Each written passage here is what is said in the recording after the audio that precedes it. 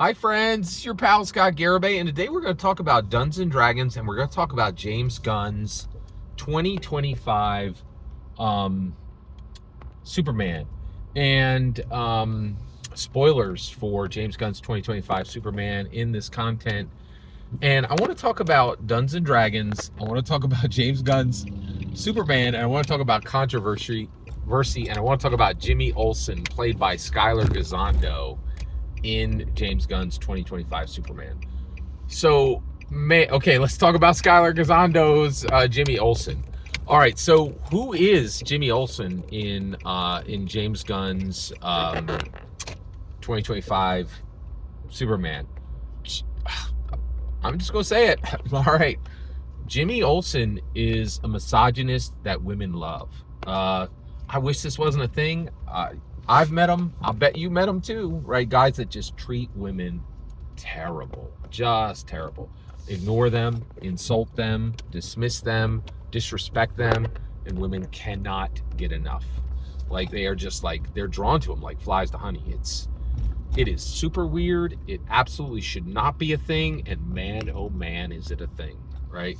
And I think a lot of guys, and right now we're in the middle of it because there's a bunch of guys who are really nice. They're working hard. They're trying to attract women, and they're like, "Oh, hey, are you interested in me?" And there's just a significant number of women who are like, "Oh, are you respectful and nice?" No, I have no interest in you. Of course not. This guy over here is being super, super dismissive of me, super disrespectful of me, just not giving me any respect, and I cannot wait to be with them. Like, it is super bizarre. Like, and so. You're like, wait a second, what? This is Jimmy Olsen? Yeah, I'm going to say I'm shocked too. I'm as shocked as you are. And Skylar Gisondo brought this to life. I was like, what? Like, and I think and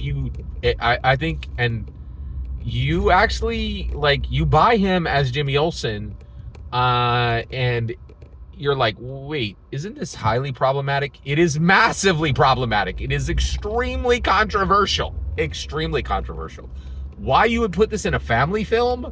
I have no idea. It is an abominable statement on the state of modern romance in America today. But it's right there, right? And it's so problematic and so controversial. So what's that got to do with Dungeons and Dragons? Well, that's a good question, right? Because the reality is, we often ask, why is Dungeons and Dragons the #1 game in the world?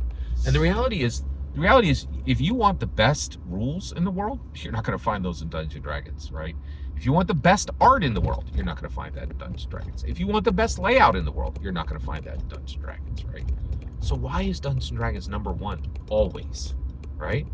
Well, I think we've got to realize, you don't attract people to things that don't have controversy, right? Like, middle of the road stuff that offends no one doesn't win. It simply doesn't. It just doesn't win. And I think that might be the reason why Dungeons and Dragons has so many controversies, right? How does Dungeons and Dragons stay at the top? Well, they put out incredibly banger books like the 2024 core rule books. Those things are fantastic, right? They are the best edition. Well, they're not a new edition. They're the best revision.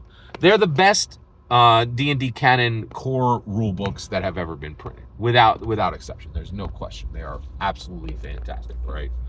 And so that's going to give you that's going to give you 3 months of play, right? People are like, oh my gosh, this is amazing. It's better than anything we've ever had. It's easier to find everything. All the mistakes have been fixed, right?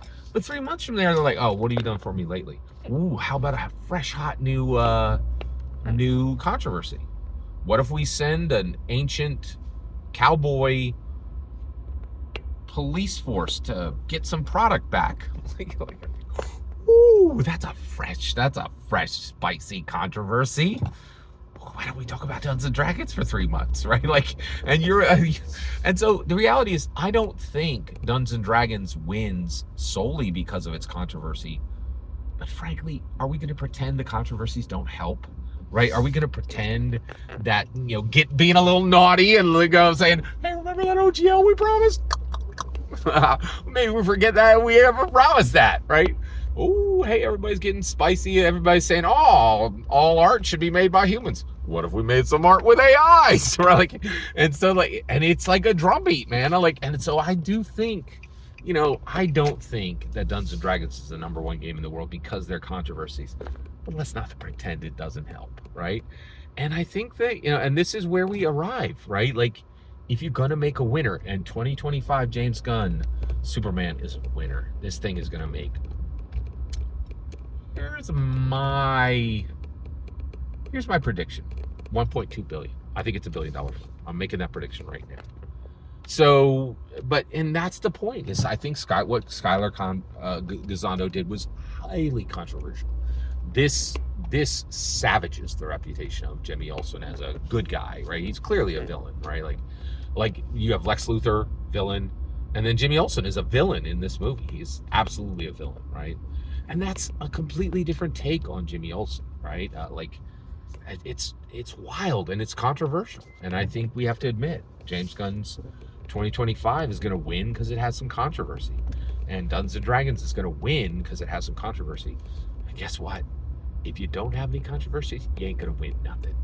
Every single word you just heard in this video is my humble opinion. The important part is when I get to hear your humble opinion. When you get in the comments and send your traffic. Please consider liking and subscribing and have a fetch millennium.